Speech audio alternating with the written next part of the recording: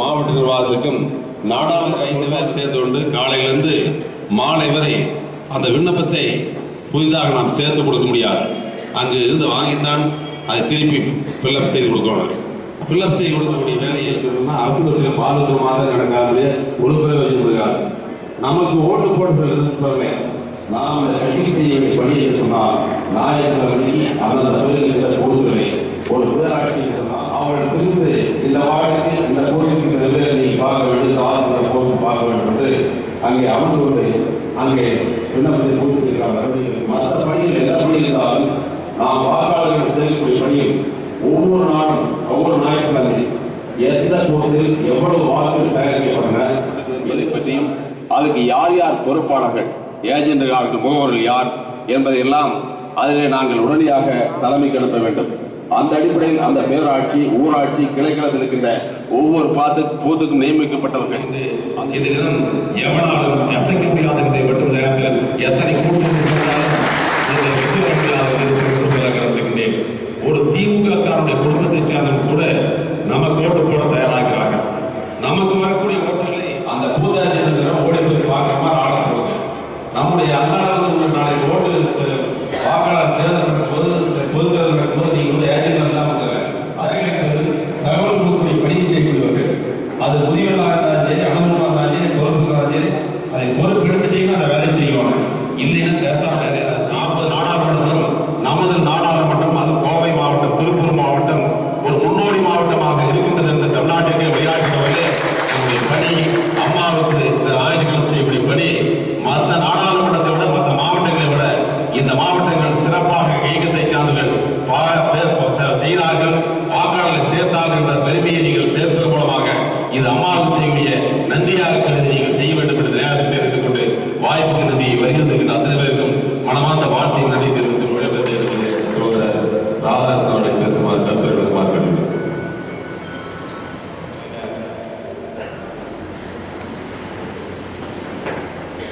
கேட்டுள்ளேன். Kovai மாநகராட்சியினுடைய mayor அன்புக்குரிய அண்ணன் சேமா வேலுசாமி அவர்கள் 2 தொகுதிகளினுடைய வாக்குச்சாவடி முகவர்கள் எப்படி செயல்பட வேண்டும் என்பது பற்றி எல்லாம் ஆலோசித்து மாவட்டத்தில் இறங்கி இருக்கின்ற சட்டமன்ற தொகுதி இங்கே மொத்த வாக்குச்சாவடியினுடைய எண்ணிக்கை 333 வாக்குச்சாவடிகள் உள்ளன. பல்லடம் முன்னையத்தில் மட்டும் 106 வாக்குச்சாவடிகள், பல்லடம் நகரத்தில் 31 வாக்குச்சாவடிகள். அதிக வாக்குகளை 2வது இடமாக பெற்ற தொகுதி என்பது பல்லடம் சட்டமன்ற தொகுதி என்பதை நீங்கள் மறந்துவிடக்கூடாது. இங்கே பல்லடம் தொகுதியில் இருந்து வருகிறது இருக்கின்ற வாக்குச்சாவடியினுடைய முகவர்களுக்கு தெரிவித்துக் கொள்வதெல்லாம் நம்முடைய கழகத்தினுடைய ஒவ்வொரு ஓட்டும் நமக்கு மிக முக்கியம் என்பதை நீங்கள் மனதில் வைத்துக் கொள்ள வேண்டும். நம்மளுடைய வீட்டிலே இருக்கின்றவர்களுடைய ஓட்டுகள் இருக்கின்றனவா என்பதை சரிபார்க்க வேண்டும். அதன் பிறகு நமக்கு வாக்களிக்கக்கூடியவருடைய வாக்குகள் இல்லாமல் நியமனம் செய்யப்பட்டிருக்கின்றோம். அவர்களுக்கெல்லாம் மாண்புமிகு அம்மா அவர்கள் 7 கட்டளைகளை கொடுத்திருக்கிறார்கள். இதெல்லாம் உங்களுக்கு வாக்குச்சாவடி முகவர்களுக்கு தரப்படும் என்பதை இந்த நேரத்தில் சொல்லிக்கொள்ள கடமைப்பட்டிருக்கின்றேன். நம்முடைய எண்ணமெல்லாம் இந்த கோவை பாராளுமன்ற தொகுதியானாலும் சரி, தமிழகத்தில் இருக்கின்ற பாண்டிச்சேரி உட்பட 40 பாராளுமன்ற தொகுதிகளிலும் நம்முடைய இறைவன் புரட்சித் தலைவி அம்மா அவர்கள் வருங்காலத்தினுடைய பாரதத்தினுடைய பிரதமராக வர வேண்டும் என்கின்ற நோக்கத்தோடு நம்முடைய பணிகள் இருக்க வேண்டும் என்கின்ற நிலையை நீங்கள் உணர வேண்டும். அப்படி நீங்கள் உணர்ந்து ஒவ்வொரு வாக்கும் நமக்கு மிக முக்கியம் என்பதை உணர்ந்து அனைத்து வாக்குகளையும் நீங்கள் முறையாக செலுத்த வேண்டும் என்ற அன்போடு கேட்டு இன்றைக்கு மாண்புமிகு அம்மா அவர்கள் எத்தனையோ திட்டங்களை இன்றைக்கு தமிழக மக்களுக்காக இன்றைக்கு அறிவித்திருக்கிறார்கள்.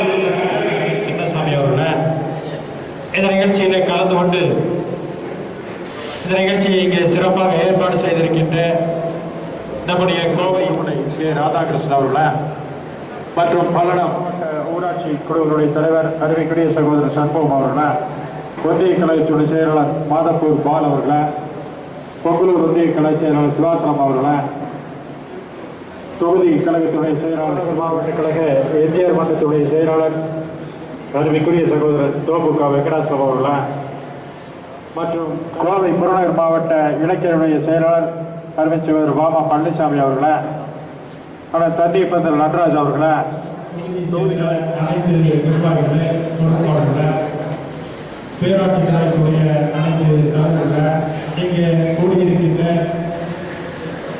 நம்முடைய வணக்கத்தை தெரிவித்துக் கொண்டு இன்னும் 6 மாத காலத்திற்குள் பாராளுமன்ற தேர்தலை நாம் சந்திக்க இருக்கின்றோம்.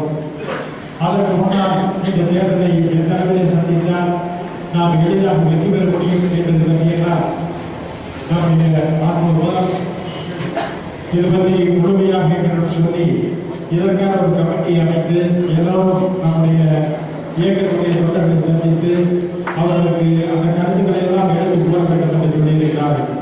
அந்த அடிப்படையில் தான் இன்றைக்கு ஊர் பொருட்களை எல்லாம் சந்திக்கின்ற ஒரு கூட்டமாக இங்கே ஏற்பாடு செய்யப்பட்டிருக்கிறது.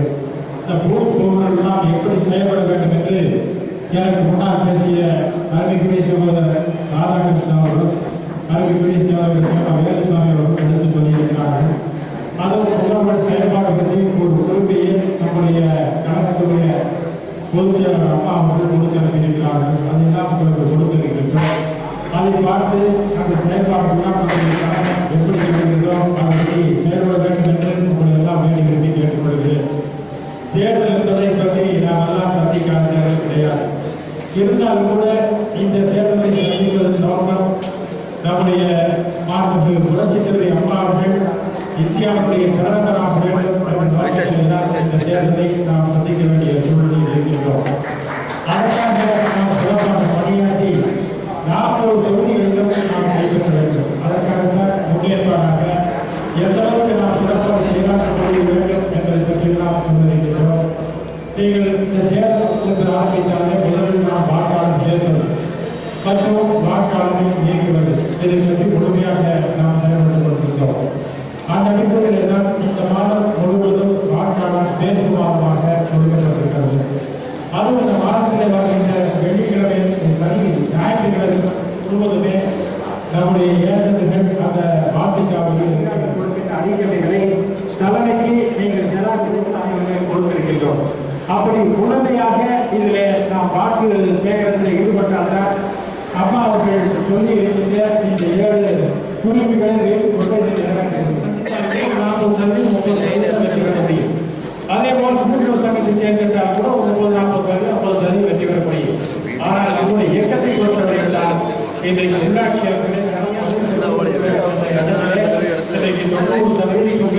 பதவி ஏற்றிருக்கின்றோம். இந்த கூட்டுறவு தேர்தலை பொறுத்தவரை 100% வெற்றி பெற்றிருக்கின்றோம். திமுக கூட தேர்தல் நடத்தும் போது பல பிரச்சனைகள் ஏற்பட்டு தேர்தலையே இல்லாமல் செய்துவிட்டார்கள்.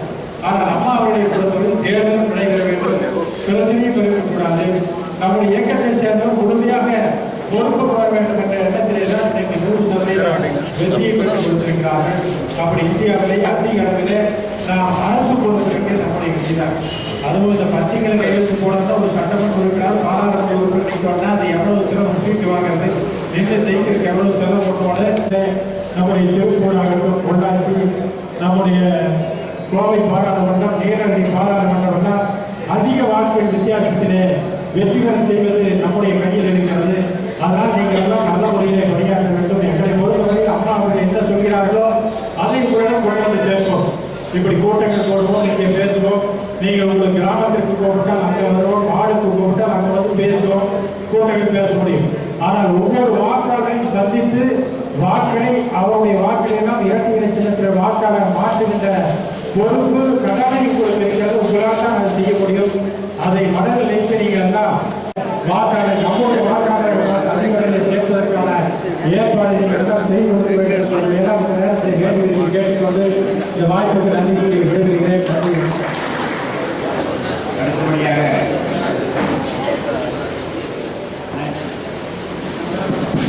தொகுதிக்கு உட்பட்ட பல்லடம் சட்டமன்ற தொகுதி, சூலூர் சட்டமன்ற தொகுதிக்கு உட்பட்ட முகவர்களுடைய அனைவரையும் அவர்கள் சொல்லியிருக்கிறார்கள். அந்த 3 மாவட்ட கழக செயலாளர்கள் சொன்னதை நானும் சொன்னதாக நீங்கள் ஏற்றுக்கொள்வீர்கள் என்ற நம்பிக்கையோடு சில கருத்துக்களை நான் இங்கே சொல்ல விளைகிறேன்.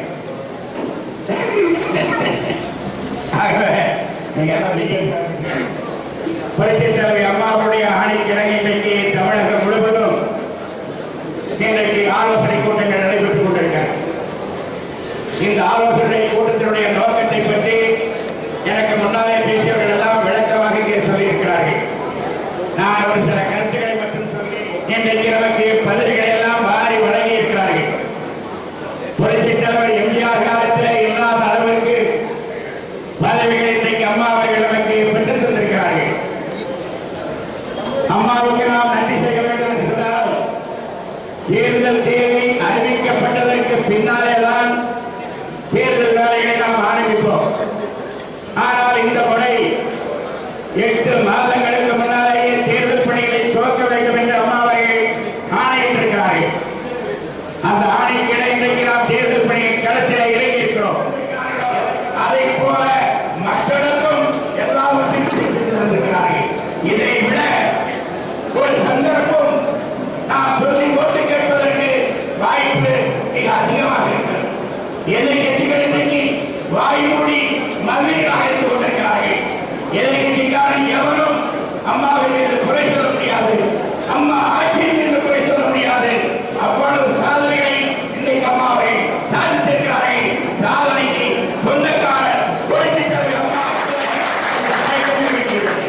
தலைநிமிர்ந்து இருக்கலாம், எவனிடத்தில் என் பேசலாம். ஆட்சி இந்த 67 ஆண்டுகால சுதந்திர இந்தியாவை தமிழகத்தில் புரட்சித் தலைவி அம்மா அவர்கள் இந்த 2 சாதனைகளை எந்த மாநிலத்திலும் எந்த துறையிலும் புரட்சித் தலைவி அம்மா அவர்கள் சாதித்திருக்கிறார்கள். ஆகவே நியமிக்கப்பட்டிருக்கிற முகவர்கள் ஒரு கூட்டுக்கு 3 பேர்